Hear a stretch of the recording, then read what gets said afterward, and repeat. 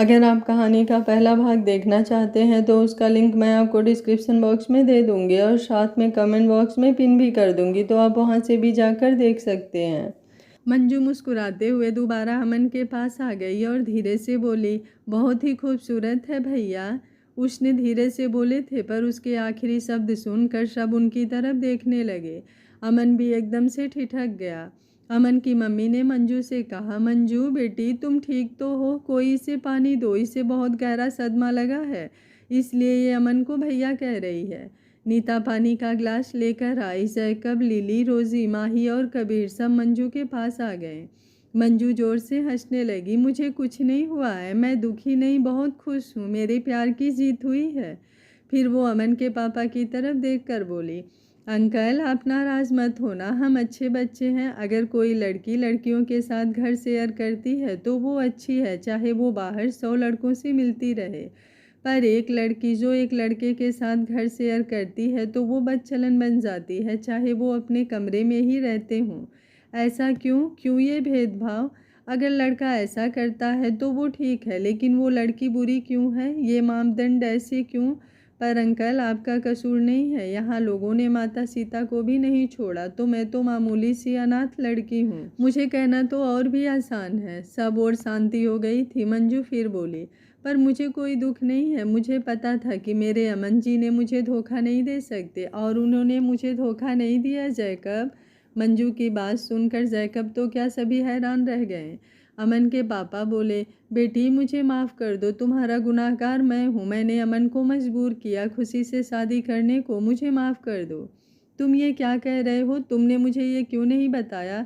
धोखा तो तुमने हमारे साथ भी किया है। हमारी बेटी को सारी उम्र एक ऐसे लड़के के साथ बितानी पड़ेगी जो उसे प्यार ही नहीं करता। खुशी के पापा मन के पापा से बोले, नहीं अंकल, आपकी बेटी के साथ कोई धोखा नहीं हुआ है, मैं उसे बहुत खुश रखूँगा, मैं उससे बहुत प्यार करता हूँ। अमन बोला। माही बोली, शर्म तो नहीं आती आपको? पहले यही बात आप मंजू से कहते थे, अब इससे कह रहे हो। हाँ, आपका क्या जाता है? धोखा तो हमारी मंजू के साथ हुआ है। नहीं माही, धोखा किसी के साथ नहीं हुआ है। अमन जी सिर्फ मेरे हैं और मेरे ही हैं। फिर खुशी के पापा की तरफ मुड़कर बोली, अंकल आप चिंता ना करें, ये आपकी बेटी को सदा खुश रखेंगे, है ना खुशी? मंजू ने मुस्कुराते हुए कहा और खुशी को गले से लगा लिया। इतने में बाहर से अमन बैग लेकर आया। मंजू तुम यहाँ कब आई? कबीर को तो बता देती, मैं एयरपोर्ट जा रहा था, आज रात की टिकट ले ली थी मैंने। अगर मैं चला जाता तो? उसने मंजू के दोनों हाथ अपने हाथों में पकड़कर कहा। मंजू की आंखें भर आई और उसने हल्के से अमन के हाथ दबा दिए। सभी उन्हें देखते रह गए। अमन के पापा अमन के पास आए और बोले, तू यहाँ है तो तेरी जगह शादी किसने की है? ये मैं हूँ पापा, मैं खुशी से प्यार करता हूँ और खुशी मुझसे प्यार करती है, इसलिए हमने ये सब नाटक किया। अमन इस शादी के लिए तैयार नहीं था। अगर कोई और लड़की होती तो वो भी शादी छोड़कर भाग जाते, क्योंकि वो मंजू के सिवा किसी और से शादी नहीं करते। नमन ने चेहरा उतारते हुए कहा। अमन की मम्मी ने भागकर अमन और मंजू को गले से लगा लिया। खुशी ने अपने पापा को गले लगाते हुए कहा, पापा मैं बहुत खुश हूँ, मैंने जिसे चाहा उसी से मेरी शादी हुई और बड़ी फिल्मी तरीके से शादी हुई, मज़ा आ गया।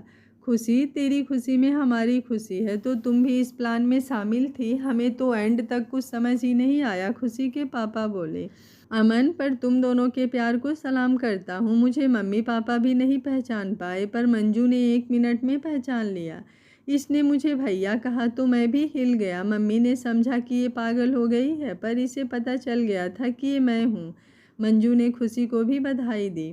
सच में मंजू तुम तारीफ के काबिल हो, पर तुमने मुझे पहचाना कैसे? नमन बोला। मुश्किल नहीं था। अगर आपकी जगह अमन जी होते तो वो अपने पापा से यहाँ ना पूछते कि अगर आपको पता होता कि यही मंजू है तो क्या आप शादी रोकते? अमन जी अपने पापा की इज्जत करते हैं और अगर वो शादी के लिए राज़ी हो गए होते और शादी हो गई होती तो इस बात को पूछने का कोई मतलब ही नहीं था। इससे खुशी के मन को ठेस पहुँचती, जो अमन जी कभी नहीं करते। सो मैं पहचान गई कि आप नमन भैया हैं, मंजू बोली। बेटा तुम आईपीएस के एग्ज़ाम क्यों नहीं देती? इतनी परख हम 2 सीनियर पुलिस ऑफिसर्स को नहीं है जो तुम में है। कमाल है, ये कल के बच्चे हमें धोखा दे गए। क्यों मिस्टर, अब पता चला बहुत धुरंधर बने फिरते हो, छोटे बच्चों ने हरा कर रख दिया है। खुशी के पापा ने हंसते हुए अमन के पापा को छेड़ते हुए कहा। नहीं, पर मैं खुश हूँ कि मुझे हराने वाले मेरे अपने ही बच्चे हैं। अपने बच्चों से हारना फ़क्र की बात होती है क्यों अमन की मम्मी, अमन के पापा बोले। नमन बोला, यार अमन, तू तो कह रहा था कि सब्र का फल मीठा होता है। मैंने सब्र किया, सब्र रखते हुए शादी की, पर फल मिला मुक्का। अब से मैं कहावत बना दूंगा, सब्र का फल मुक्का होता है। नमन ने अपना गाल सहलाते हुए कहा। जैकब को भी याद आया। वो नमन के पास आया और बोला, सॉरी ब्रो, मैंने सोचा कि आप अमन हो सो गुस्सा आ गया। सॉरी कहकर जैकब नमन के गाल मलने लगा। नमन का चेहरा देखकर सभी हंसने लगे। नमन खुद भी हंस पड़ा। अमन बस मंजू को देखे जा रहा था। मंजू ने अमन को अपनी ओर देखते देखा तो वो मुस्कुरा दी। अमन ने खुशी और नमन को बधाई दी। अमन की मम्मी खुशी को गले लगाते हुए बोली, बेटा सॉरी, मैं अमन से नाराज़ थी, पर उस गुस्से में मैंने तुम्हें भी नज़रअंदाज किया। असल में मुझे तुमसे भी हमदर्दी थी कि अमन ना सिर्फ मंजू को धोखा दे रहा है बल्कि तुम्हें भी धोखा दे रहा है। इधर मैं इनके पापा से भी नाराज़ थी। कुल मिलाकर मुझे ये लग रहा था कि मर्द मिलकर औरतों का शोषण कर रहे हैं। बेटा तुम नाराज़ ना होना। बेटा मुझे भी माफ़ कर दो, मेरी वजह से मेरे दोनों बेटों की लाइफ ख़राब हो जाती और तुम्हारी तो सबसे ज़्यादा। अमन के पापा ने खुशी को देखते हुए कहा। पापा हम आपको एक शर्त पर माफ़ करेंगे, नमन और खुशी बोले। बताओ बेटा क्या करना है। मंडप सजा हुआ है, पंडित जी यही हैं, आप अमन और मंजू की भी शादी करा दो। हम दोनों भाइयों का जन्म एक दिन हुआ था, शादी भी एक ही दिन होनी चाहिए, फिर बच्चे भी एक साथ होंगे, फिर आप रिटायर होकर उन्हें संभालते रहना। नमन पापा से बोला तो सब लोग हंस पड़े। पापा मान गए। मंजू को दुल्हन की तरह सजाया गया और अमन को दूल्हे के रूप में। सब मौजूद थे। मंजू की फैमिली के तौर पर उसके फ्रेंड्स थे। खुशी के पापा बोले, मंजू बेटा हमारे लिए जैसे खुशी हो वैसे ही तुम हो। आज से खुद को अनाथ मत कहना, हम हैं तेरे माँ बाप। आज सब लोग सुन लो, मैं अनाउंस करता हूँ कि आज से मंजू मेरी बेटी है। मैं मान लूँगा, भगवान ने मुझे 2 बेटियाँ दी है। मैं अपनी दोनों बेटियों की शादी अपने दोस्त के दोनों बेटों से करता हूँ। अब खुशी मंजू की तरफ हो गई। कन्यादान करने के लिए भाई जैकब था। नमन की शादी तो शांत सी थी, पर अब पूरा शोर शराबा हो रहा था। रिबन कटाई पर अमन के साथ साथ नमन, वीर और कबीर थे। दूसरी तरफ लड़कियों की पूरी फौज थी। सबसे आगे खुशी, नीता, माही, लिली और रोजी। सभी डट कर खड़ी थी कि 22,000 से कम नहीं लेंगे, और वो भी डबल शादी के। नमन से तो किसी ने लिए ही नहीं थे। काफ़ी देर हंसी मजाक चलता रहा। अंत में बात 11,000 पर ख़त्म हुई। इसी तरह जूता चुराने की लड़कियों की हर कोशिश लड़कों ने नाकाम कर दी। फिर भी अमन के पापा ने लड़कियों को 5,000 जूता चुराई के नाम पर दे दिए। इसी तरह हंसी मजाक में उनकी शादी संपन्न हो गई। अमन और मंजू बहुत खुश थे। जैकब, लिली और रोजी को एक होटल में ठहराया गया। नीता, माही और कबीर की ड्यूटी लगाई गई कि उन तीनों को इंडिया घुमाने का, उनकी केयर करने का। अमन का घर, खुशी और मंजू का अमन की मम्मी ने घर में स्वागत किया। दोनों को पूरे रस्मों रिवाजों से गृह प्रवेश करवाया गया। जैकब, लिली और रोजी ने इंडिया की शादी नहीं देखी थी, सो उनके लिए हर रिवाज सही ढंग से किए गए। पूरे हम आपके हैं कौन टाइप की शादी थी। सब ने खूब इंजॉय किया।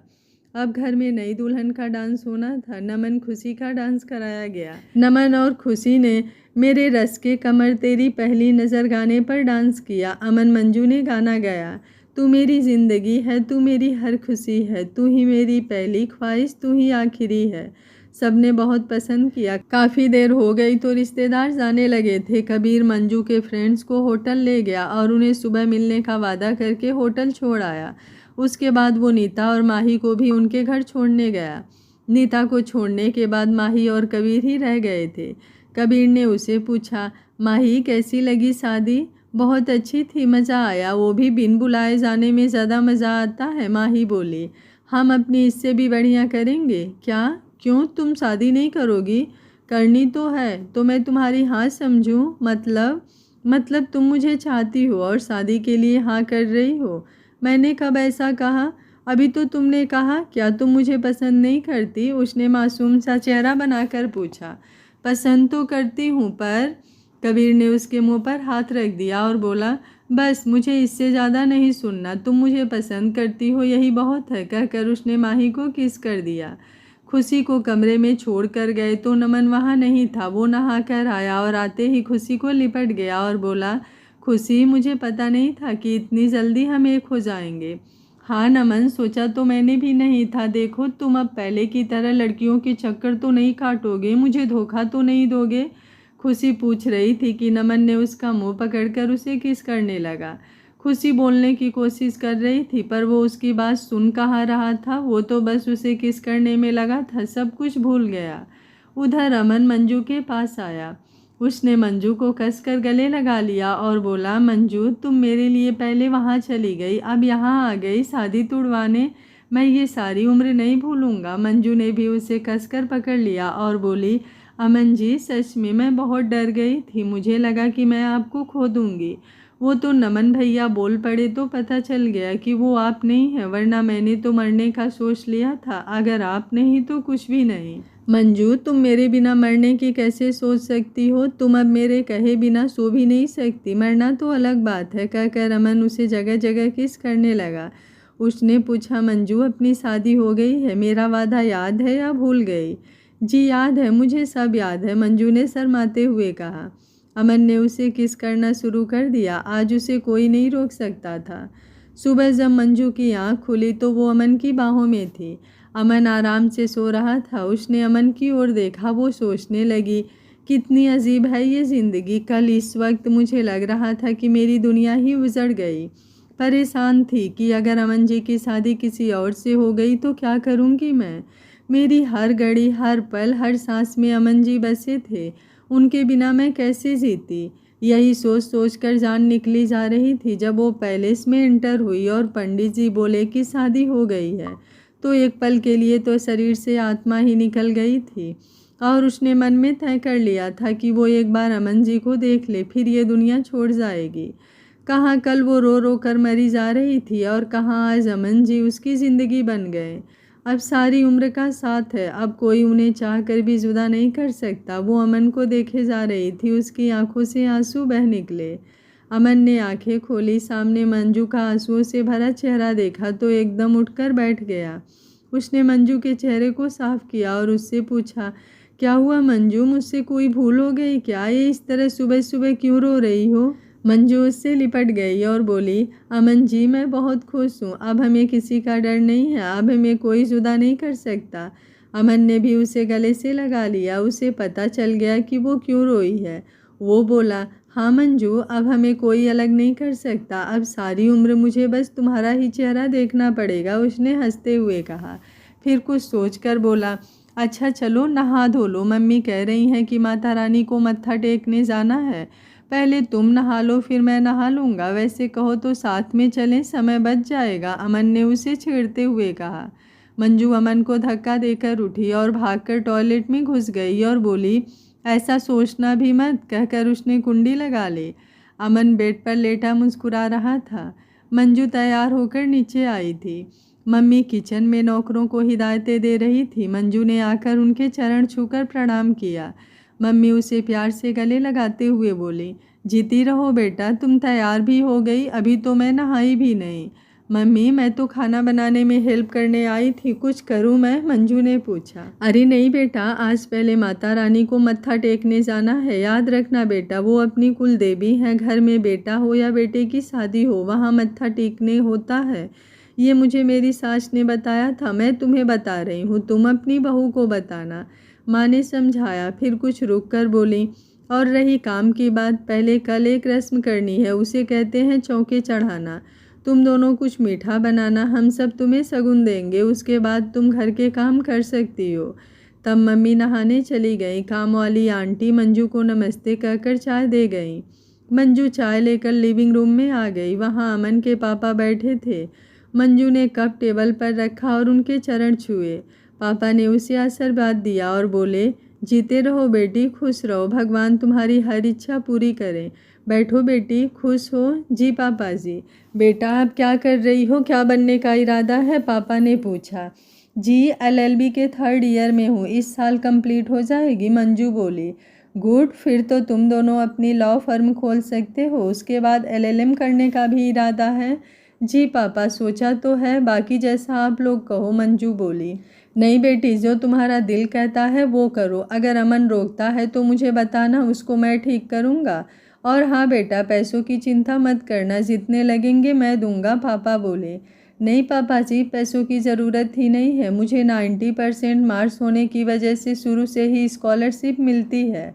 वो तो ठीक है बेटा, पर क्या तुम मेरी कल की बात से नाराज़ हो? मुझसे गलती हो गई थी, मैंने गलत फ़ोटो देख ली और मुझे लगा कि वो अमन के पैसों के लिए उसके पीछे पड़ी है। सॉरी बेटा, मुझे माफ़ कर दो, पापा हाथ जोड़कर बोले। मंजू झट से सोफे से नीचे उतर कर घुटनों के बल बैठ गई। नहीं पापा जी, आप मेरे सामने ऐसे हाथ ना जोड़ें प्लीज़, हम आपके बच्चे हैं। बड़े गलत भी हो वो बड़े ही होते हैं, बच्चों का फ़र्ज़ है माफ़ी मांगना और आपका काम है माफ़ करना। ये हाथ माफ़ी मांगने के लिए नहीं, आशीर्वाद देने के लिए हैं। जहाँ तक पैसे लेने की बात है तो ये अमन जी भी अच्छी तरह जानते हैं कि मैं किसी से कभी पैसे नहीं लेती। मैंने बचपन से ही कभी किसी से नहीं लिए, सारी पढ़ाई मैंने अपने दम पर की है। कभी दुकान पर काम किया, कभी कपड़े सिले, फिर बुक्स ट्रांसलेट की और लंदन जाने के लिए मैंने अपना घर बेच दिया था। उन पैसों से मैं लंदन गई। अब लंदन में भी मैं फैशन डिज़ाइनर का काम करती हूँ, मंजू बोली। बेटा, मेरी नज़रों में तुम्हारी इज्जत और बढ़ गई है। मुझे खुशी है कि अमन ने तुम्हें चुना, पापा उसे नीचे से उठाते हुए बोले। अमन दूर खड़ा ये सब देखकर खुश हो रहा था। नमन और खुशी भी नीचे आ गए, बाकी सभी पहले ही डाइनिंग टेबल पर बैठे थे। नमन खुशी को डांट रहा था। देख लो, तैयार होने में इतना टाइम लगा दिया, सब कब से हमारा इंतज़ार कर रहे हैं और मैडम तैयार होने में ही नहीं आती। खुशी बोली, पहले तो रात भर सोने नहीं दिया, फिर नहाने भी पहले खुद चले गए। मम्मी जी, पता है पूरा 1.5 घंटा लगाता है ये नहाने में। मुझे तो अपने लिए सेपरेट टॉयलेट चाहिए, मैं तो ऐसे काम से रोज़ लेट हो जाऊंगी। खुशी की बात सुनकर सभी मुंह नीचे करके मुस्कुरा दिए। मंजू तो शर्म से नीचे गड़ी ही जा रही थी। पागल है ये लड़की, कुछ भी बोलती है। अमन ने मंजू का एक्सप्रेशन देखा तो उसे उस पर हंसी आ गई। उसने धीरे से मंजू का हाथ पकड़कर दबा दिया। पापा ने नकली खांसी की। नमन, यहाँ आकर बैठो, नाश्ता कर लो और आगे से पहले खुशी बेटा को नहाने देना। पापा की बात सुनकर खुशी ने नमन को मुंह चिढ़ाया और आकर टेबल पर बैठ गई। खाना खाकर मंजू ने अपने फ्रेंड्स को फ़ोन किया। हेलो लिली, तुम लोग तैयार हो? अच्छा, फिर कबीर और बीर के साथ माता रानी के मंदिर आ जाना, कहकर मंजू ने फ़ोन रख दिया। कबीर और बीर को अमन ने पहले ही फ़ोन करके कह दिया था, वो उन लोगों को लेने होटल पहुंच गए थे। नीता और माही को भी वो साथ ही ले आए थे। कबीर के पास बड़ी खाट थी, सो अब आराम से आ सकते थे। अमन का घर। सभी अपनी अपनी कार में चल पड़े। वो चारों नमन की 8 सीटर कार में बैठे थे। कार ड्राइवर चला रहा था। अमन मंजू सबसे पिछली सीट में बैठे थे और नमन खुशी बीच में बैठे थे। मम्मी पापा जीप में थे। सब चल पड़े। मंदिर 2 घंटे की दूरी पर अमन के पापा के गांव में था। अमन ने बताया, मंजू, खुशी, मैं तुम दोनों को बताना चाहता हूँ कि वहाँ मंदिर जाने के बाद हम दादाजी के पास भी जाएंगे। उनकी तबीयत कुछ ख़राब थी, इसलिए शादी में उन्हें लाए नहीं थे। दादाजी अमन को बहुत प्यार करते हैं, इसलिए चिढ़ना मत मंजू, नमन ने हंसते हुए कहा। कबीर वाली कार में ड्राइविंग वीर कर रहा था। उसके साथ जैकब बैठा था। बीच में लिली, रोजी और नीता बैठे थे। कबीर और माही सबसे पीछे बैठे थे। कबीर माही का हाथ पकड़े हुए था। वो उसे अपनी ओर खींच रहा था, पर माही उसे धकेल रही थी। वो धीरे से बोली, टिक कर बैठ जाओ वरना मैं आगे बैठ जाऊंगी, समझे? ठीक है, जाओ फिर, मैं भी बात नहीं करता। यार, क्या कोई अपनी गर्लफ्रेंड का हाथ भी नहीं पकड़ सकता? कबीर झूठ मूठ का नाराज होकर बैठ गया। आगे वालों को सब सुनाई दे रहा था, पर समझ सिर्फ नीता को आ रहा था। लिली और रोजी को कुछ समझ आया और कुछ नहीं। फिर भी तीनों अपनी बातों में मस्त थे। फिर माही में खुद कबीर का हाथ पकड़ लिया और कबीर हंस दिया। आगे वाले भी हंस दिए। खुशी को नींद आने लगी थी। नमन बोला, इतनी लेट उठी हो और अब फिर सो रही हो? खुशी बोली, रात तुमने सोने भी दिया? मंजू, ये सारी रात तंग करता रहा। अमन तो ऐसा नहीं है ना, है ना? नमन उसके मुंह पर हाथ रखता रहा, पर वो कहाँ चुप होने वाली थी। मंजू को शर्म आ गई। उसका मुंह शर्म से लाल हो गया। वो कुछ नहीं बोली। खुशी बोली, मंजू, तुम कुछ नहीं बोलोगी? वो तुम्हारी तरह बेशर्म नहीं है पागल, ऐसी बातें सबके सामने नहीं करते। नमन ने धीरे से कहा। तो फिर तुम क्यों मुझे लेट उठने का ताना दे रहे हो बार बार? खुशी बोली। अच्छा बाबा, मेरी ही गलती है, अब माफ़ कर दो, गलती हो गई, आगे से नहीं बोलूँगा। उसने मुंह को जीप लगाने का इशारा करते हुए कहा। पीछे बैठे अमन और मंजू मुस्कुरा रहे थे। अमन ने मंजू का हाथ उस वक्त भी पकड़ा हुआ था। मंजू को मेहंदी लगे और लाल चूड़े से भरे हुए हाथ उसे बहुत ही प्यारे लग रहे थे। उसने धीरे से नीचे झुककर उसके हाथ चूम लिए। मंजू ने शर्माकर सर और झुका लिया। अमन ने अपने कंधे पर हाथ मारकर मंजू को वहां पर सर रखकर सोने का इशारा किया। मंजू चुपचाप सिर रखकर लेट गई। नमन ने सामने शीशे में देख लिया था, वो गाना गाने लगा। आंखों ही आंखों में इशारा हो गया, बैठे बैठे जीने का सहारा हो गया। मंजू एकदम से सीधे होकर बैठ गई। अमन ने फिर उसका सिर पकड़कर अपने कंधे पर रख लिया और नमन के कंधे पर हाथ मारा। नमन मुस्कुरा दिया और उसने भी खुशी का सर अपने कंधे पर रख लिया। कुछ देर में वो सब मंदिर पहुंच गए। वहां उन्होंने पूरी श्रद्धा से मत्था टेका। पापा जी ने पंडित जी से कहकर आरती कराई। पंडित जी ने आशीर्वाद दिया। जैकब वीडियो बना रहा था, उसने कल वाली फ़ोटोज़ कॉलेज के ग्रुप में डाल दी थी। सबको मंजू अमन की शादी का पता चल गया था। अब वो आज की वीडियो को भी सेंड कर देगा। सबने मत्था टेका, फिर सभी उनके गांव वाले घर आ गए। घर हवेली नुमा था। मंजू देखकर हैरान रह गई। उसे पता नहीं था कि अमन इतने बड़े खानदान से है।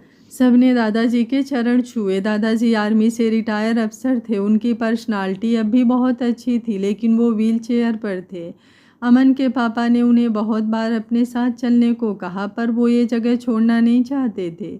यहाँ बहुत दूर तक गार्डन था, फिर चारों तरफ खेत थे। सबकी देखभाल दादाजी की निगरानी में होता था। घर का बटलर जो अमन के पापा ने रखा हुआ था, वही सारे कामकाज देखता था। पापा ने कल ही फ़ोन कर दिया था, तो बटलर ने सबके खाने पीने और रहने का इंतज़ाम कर दिया था। सभी बड़े से लिविंग रूम में बैठ गए। दादाजी सबसे बातें करने लगे। फिर सबने खाना खाया। खाना किसी 5 स्टार होटल से कम नहीं था। पापा ने दादाजी को अपनी बहुओं के बारे में बताया और उन्हें मंजू और खुशी से मिलवाया। दादाजी जब से सभी आए थे इन दोनों को ही देख रहे थे। सभी लड़कियों में उन्हें बस मंजू ही अक्लमंद लगी। वो खुश थे कि मंजू अमन की पत्नी है, क्योंकि उन्हें नमन से ज़्यादा अमन पसंद था।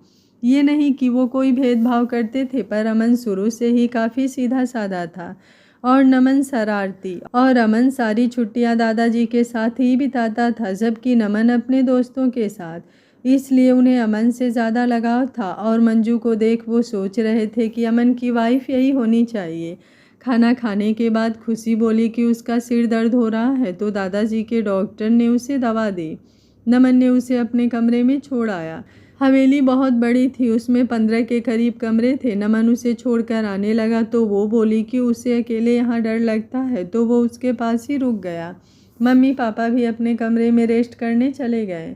अमन और मंजू दादाजी के साथ उनके कमरे में चले गए। बाकियों को बटलर हवेली दिखाने ले गया। हवेली बहुत बड़ी थी, बड़ी बड़ी दीवारें, उन पर बड़ी बड़ी पेंटिंग्स, हर चीज़ देखने लायक थी। सब हैरान थे कि अमन के घर वाले इतने अमीर हैं। अमन और मंजू दादाजी के कमरे में बैठे थे। दादाजी ने मंजू से पूछा, बेटा क्या करती हो? मंजू ने दादाजी को लिटाकर ढंग से चादर उड़ा दी। फिर उसने बताया, मैं लंदन में LLB कर रही हूँ। चलो अच्छा है, तुम दोनों एक ही प्रोफेशन के हो जाओगे। तुम्हारे पेरेंट्स क्या करते हैं? मंजू ने अमन की तरफ देखा तो अमन बोला, दादाजी इसके पेरेंट्स इस दुनिया में नहीं है, अब अपना परिवार ही इसका परिवार है। दादाजी को भी थोड़ा बुरा सा लगा। वो बोले, हाँ सही तो है, हम हैं ना, कभी खुद को अकेली मत कहना। उसके बाद दादाजी महाभारत और रामायण के किस्से सुनाने लगे। मंजू उन्हें हर पहलू में अपना ख्याल बताती रही। दादाजी हैरान थे कि आज के युग में भी बच्चों का इस सब का इतना ज्ञान है। शाम को सभी लिविंग रूम में इकट्ठे बैठे हुए चाय पी रहे थे। दादाजी अमन से बोले, अमन बहुत समय हुआ तुम्हें पियानो बजाते नहीं सुना, चलो आज मौका है सुना दो। अमन पियानो बजाने लगा। उसने गाना गाया, प्यार दीवाना होता है, मस्ताना होता है, हर खुशी से हर गम से बेगाना होता है। हवेली में सब ने खूब इंजॉय किया। वहाँ बैडमिंटन खेला, चेस खेला और स्विमिंग भी की। रात को नीता और माही दोनों एक कमरे में ठहरी और लिली और रोजी दूसरे कमरे में, और तीनों लड़कों को एक कमरे में ठहराया गया। अमन, नमन और पापा के पास अपने अपने कमरे थे। अमन और मंजू सोने से पहले भी काफ़ी देर दादाजी के साथ बिता कर आए। जब वो कमरे में आए तो अमन ने उसे दिखाया। देखो, ये मेरा बचपन का कमरा है, इससे मेरी यादें जुड़ी है। मंजू ने ध्यान से कमरे को देखा। उनका कमरा 3rd फ्लोर पर था। उसने खिड़की से बाहर देखा तो ऐसा लगा मानो वो बहुत ऊपर हो। तब अमन ने उसका हाथ पकड़ा और बोला, चलो मेरे साथ। मंजू चल दी। उसने उसे सीढ़ियों चढ़ाकर छत पर ले आया। छत बहुत ही बड़ी थी। दोनों वहां बैठ गए। अमन ने मंजू को अपनी गोद में बिठाकर पीछे से बाहों में भर लिया। दोनों ने मुंह ऊपर को करके आसमान को देखने लगे। अमन बोला, तुम्हें पता है ये मेरी फेवरेट जगह है। मैं रात को यहाँ बैठकर तारे देखा करता था। मुझे ये बहुत ही अच्छे लगते थे। दोनों काफ़ी देर वहीं बैठे रहे। मौसम में थोड़ी ठंडक हो गई थी। अमन ने उसे और कसकर पकड़ लिया और अपना मुंह उसके कंधे पर रख दिया।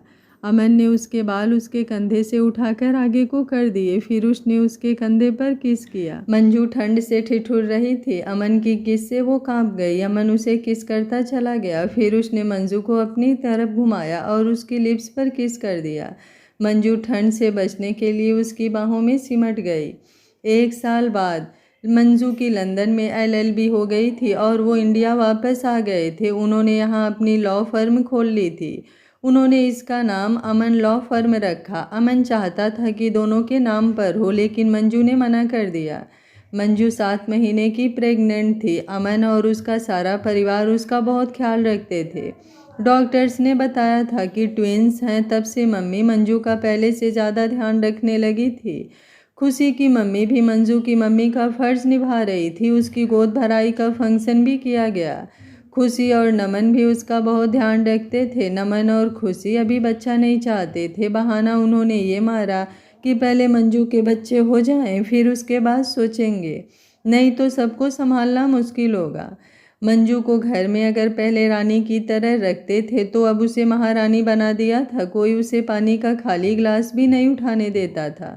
3 महीने बाद मंजू ने 2 तंदुरुस्त बच्चों को जन्म दिया। एक लड़का था, दूसरी लड़की। लड़की की शक्ल मंजू जैसी थी और लड़के की अमन जैसी। ऐसा हर देखने वाला कहता था। बच्चे हुए तो सब बच्चों को उठाने लगे। सबका ध्यान बच्चों की तरफ चला गया। अमन अपनी मंजू के पास आया और उसके सर के बाल पीछे करके माथे पर किस करके उसने मंजू को कहा, कैसी हो? थैंक यू मेरी ज़िंदगी को महकाने के लिए। थैंक यू मुझे इतने प्यारे बच्चे देने के लिए। मंजू ने पूछा, आप खुश हैं? बच्चे दिखने में कैसे हैं? अमन पहले लड़के को लाया और मंजू को दिया। मंजू उसे प्यार से सहला रही थी कि लड़की ने रोना शुरू कर दिया, मानो कह रही हो कि माँ पहले मुझे उठाओ। और सच में जैसे ही मंजू ने उसे उठाया वो चुप हो गई। घर में लड़के की इतनी खुशी नहीं हुई जितनी लड़की के होने से हुई। अमन के पापा के एक भाई और एक बहन थी, पर भाई 10 साल का ही बीमारी से मर गया था। उसके दादाजी इकलौते लड़के थे अपने माँ बाप के। अमन और नमन भी दोनों लड़के थे। सब लड़की को ज़्यादा लाड करते थे। दादाजी भी गांव से अपने पड़पोते और पड़पोती को देखने आए। मंजू को तो बच्चे उठाने को मिलते ही नहीं थे। सारा दिन कभी किसी के पास तो कभी किसी के पास। सिर्फ जब वो दूध के लिए रोते थे तो मंजू के उठाने को मिलते थे। अमन के पापा भी रिटायर हो गए थे। अब वो भी फ्री थे। वो और मम्मी सारा दिन बच्चों को अपने पास रखते। बच्चों के नाना नानी, खुशी के मम्मी पापा भी अब पहले से ज़्यादा आने लगे थे। लंदन खबर पहुंचते ही लिली, उसका पति मार्क जैकब, उसकी पत्नी लिंडा बच्चों को देखने इंडिया आए। बच्चों से मिलकर वो भी बहुत खुश हुए। बच्चे भी किसी के पास जाकर रोते नहीं थे। रोजी खुद प्रेग्नेंट थी इसलिए वो नहीं आई। कुछ दिन रहकर वो लोग भी चले गए। दादाजी ने बच्चों का नामकरण किया। बेटी का नाम केतकी और बेटे का नाम समर रखा। सबको नाम पसंद आए। रात को मंजू और अमन दोनों ही उन्हें संभालते थे। अगर केतकी उठ जाती थी तो वो रोने लगती और समर को भी उठा देती। समर बहुत ही शरीफ था, बिल्कुल अमन जैसा। अगर मंजू या अमन नहीं उठते थे तो वो उन्हें हिला हिला कर जगा देता था। फिर अमन और मंजू दोनों उठते और एक उनके कपड़े चेंज करता तो दूसरा दूध बनाकर लाता। सुबह जो भी पहले उठ जाता था वो दोनों बच्चों को नहला धुला देता था। फिर मंजू उन्हें दूध पिला देती थी। केतकी हमेशा पहले दूध पीती थी। अगर कभी मंजू समर को पहले पिलाने भी लगती तो वो रो रो कर बुरा हाल कर लेती, सो मंजू पहले ही उसे पिला देती थी। समर कभी जिद नहीं करता था। अमन की मम्मी बताती थी कि समर बिल्कुल अमन जैसा ही है और केतकी नमन जैसी। जब कभी वो अमन को उठा लेती थी तो नमन रो रो कर बुरा हाल कर देता था, इसलिए मम्मी ने अमन को कम उठाया। अमन ज़्यादातर दादाजी के पास ही रहता था। अब नमन और खुशी भी काम से फ्री होते ही यहाँ आ जाते। दिन में मंजू को बच्चों की बिल्कुल चिंता नहीं होती थी, बस एक दो बार आकर वो दूध पिला जाती थी। बच्चे थे ही इतने प्यारे, बिल्कुल गोल मटेल गोरे चिट्टे। मंजू कई बार सोचती थी कि अगर नील उनकी ज़िंदगी में ना आता तो आज माँ और सुमन जिंदा होते। माँ बच्चों को देखकर कितनी खुश होती। अमन मंजू का अब पहले से ज़्यादा ध्यान रखता था, क्योंकि अब घर में और कोई उसका ध्यान जो नहीं रखता था। सब बच्चों में मस्त हो गए थे। मंजू में बच्चों को जन्म देकर कमज़ोरी आ गई थी, फिर रात भर बच्चों को संभालना। अमन हर कोशिश करता था कि मंजू को ज़्यादा रेस्ट मिले। वो कई बार खुद ही बच्चों के डायपर चेंज कर देता था, मंजू को नहीं जगाता था। नीता डॉक्टर बन गई थी। कबीर और माही ने भी कोर्स पूरा कर लिया था और काम भी शुरू कर दिया था। दोनों की सगाई हो गई थी, जल्द ही शादी भी होने वाली थी। अमन ने मंजू के पापा का घर दोबारा से खरीद कर उसे दे दिया। बच्चों के आने से उनका प्यार और भी बढ़ गया था। उनका काम भी अच्छा चल रहा था। उनकी फर्म इंसाफ दिलाने के लिए मशहूर थी। अगर कोई गरीब भी आ जाता तो वो बिना पैसे के भी केस लड़ लेते थे। उन दोनों का प्यार वक्त के साथ बढ़ता ही गया। मंजू ने अमन से पूछा, अमन, अगर कल को हमारी केतकी की कहानी भी हम जैसी हो गई और वो हमें बताए बिना किसी लड़की के साथ रहने लगी तो? मैं उसे कहीं दूर भेजूंगा ही नहीं। हम थे, कोई हमारे जैसा नहीं हो सकता। अगर उसने हमारी केतकी को धोखा दिया तो? अमन बोला। मंजू मुस्कुराकर बोली, हर माँ बाप यही सोचते हैं। अगर मेरे पापा जिंदा होते तो शायद मैं कभी आपसे मिलती ही नहीं। हमारी मुलाकात इसलिए हुई थी कि मुझे अपनी मम्मी और सुमन से किताबें बचानी थी। अगर पापा होते तो ऐसी नौबत ही नहीं आती, तो मैं आपसे कैसे मिलती? तो क्या मुझे फिर भी आपसे ही प्यार होता? क्या हमारी कहानी ऐसी ही होती? अमन ने कुछ सोचा और बोला, कहते हैं जब हम पैदा होते हैं तो हमारी किस्मत पहले से ही लिख दी जाती है। अगर हमारी तकदीर में मिलना लिखा था तो हम मिलते ही, चाहे जैसे भी मिलते। कहते हैं कि प्यार हम खुद नहीं करते, ये हमारा दिल है जो किसी का हो जाता है और दूसरे के दिल को सिग्नल भेजता है। इसी तरह अपना प्यार भी इस दिल से उस दिल तक गया। दिल से दिल तक का सफ़र, कहकर अमन ने मंजू को गले से लगा लिया। उम्मीद करती हूँ ये प्यारी सी छोटी सी कहानी आप लोगों को पसंद आई होगी। आज कहानी का लास्ट पार्ट है। कमेंट में करने में आप लोग कंजूसी बिल्कुल भी मत करिएगा। ऐसी ही प्यारी प्यारी कहानियों को देखने के लिए चैनल को सब्सक्राइब कर लीजिएगा। मैं आप लोगों के कमेंट का इंतज़ार करूँगी। आप लोगों का कमेंट देखकर मन को बहुत तसल्ली होती है। Thank you for watching. मिलते हैं किसी दूसरी प्यारी सी कहानी के साथ। तब तक स्वस्थ रहिए, मस्त रहिए, अपना ख्याल रखते रहिए। Thank you for watching.